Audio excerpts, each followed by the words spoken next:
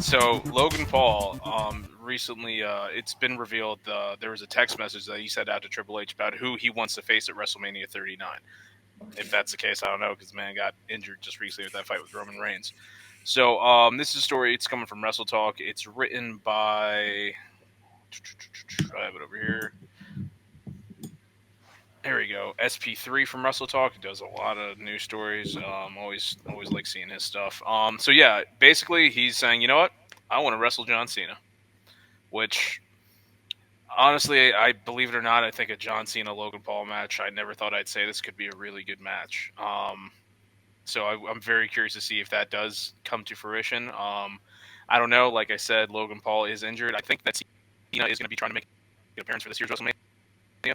But if we do, I mean, Logan Paul's an athlete. If he's in there where somebody knows what they're doing, like Cena, Cena's obviously not my favorite wrestler, but he can put on a good match, if necessary. So I'm sure he can make Logan Paul look good, and Logan Paul can make Cena look great because Cena, even though he hasn't been wrestling as much as he used to, the man can still go. Every time he shows up, he can still go.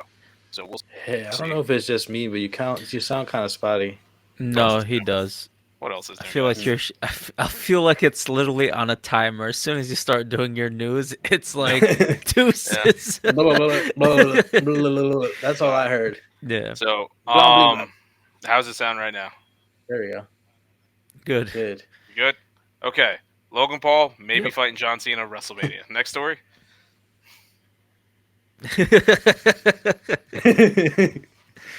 Straight to the point. All right. Hopefully, it doesn't cut out on this one. Actor Stephen Amell is looking to try to promote his show Heels Season 2 with either WWE or Nice. AEW. They asked him, if there's anybody, if you could go back and wrestle, who do you want to wrestle? He straight up said it. Cody Rhodes. He and Rhodes are friends. They've gone way back in the day, back when he was playing, the Green Arrow on Arrow, and Cody Rhodes was Stardust back in the day in WWE. They wrestled then. They stayed friends, and they've done a lot of wrestling related things together. So they were like, all right, well, how would you feel about fighting AJ Styles? And he's like, that'd be great. I'd love to fight AJ Styles. They're like, what about Darby Allin AEW? He said, that'd be great. I'd love to fight Darby Allin. This man doesn't care who it is. He just wants to fight someone. Yeah. So, like I said, if you want to check out more on this story, it's by Wrestle Talk, by Conor Rumsey. Check it Also, out there. definitely go check out Heels Season 1. It was a phenomenal show. Great show. So good, so well written, great story. Yeah. And I love this. Vince McMahon once thought that this top AEW wrestling star was the Drizzling Shits. This is a story on Wrestle Talk written by Dave Adamson. Can you guys guess what top AEW wrestler that you guys definitely both know the name of? Vince McMahon was saying like, "Oh, this guy sucks. He's shit." The No, Moxley? No. still no.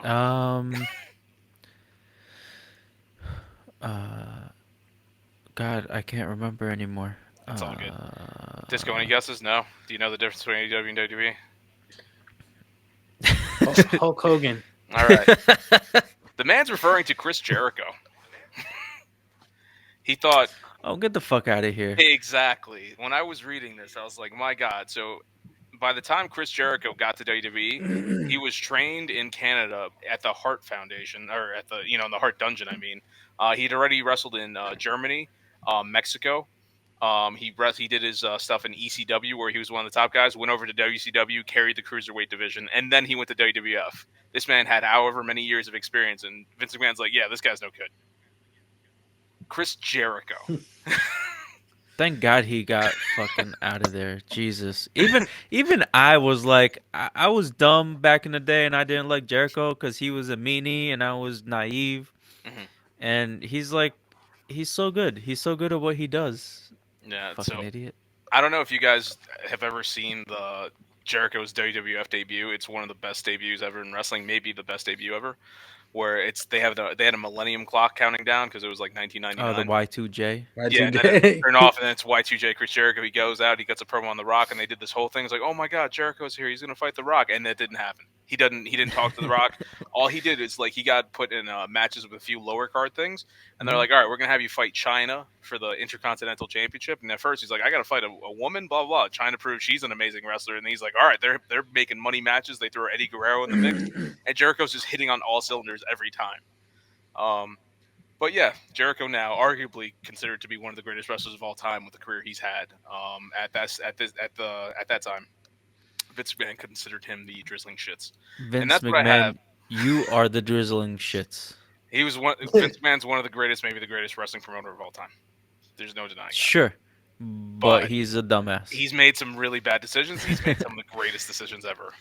So I it's, guess when you've been in it for that long, you know what I mean. You have to make bad decisions at some point. I mean, this He's wasn't past his time. at that time. That was when he said this. This was like the height of WWE at that point, or it was Yeah. WWF even at that point. It was around Oh, wow. '99. But hey, man, the man has great ideas, and he has some of the worst ideas ever. Yeah, He put Eddie Guerrero's brother in a chicken suit and called him the gobbledygooker. Like that was a thing. That was a thing that happened. Oh God. And he also created Hulkamania. So, what can I say? That's my Power Bomb Weekly this week.